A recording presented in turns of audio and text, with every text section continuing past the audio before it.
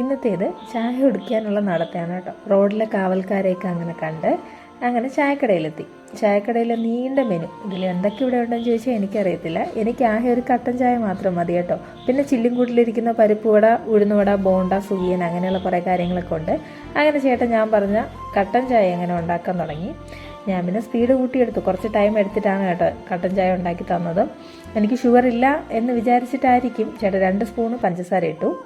പക്ഷേ ഇതൊക്കെ മിക്സ് ചെയ്ത് ചായ എൻ്റെ കയ്യിൽ കിട്ടിയപ്പോൾ മധുരം ഉണ്ടായിരുന്നില്ല. അതെന്താണെന്ന് ചോദിച്ചാൽ എനിക്കറിയത്തില്ല കേട്ടോ.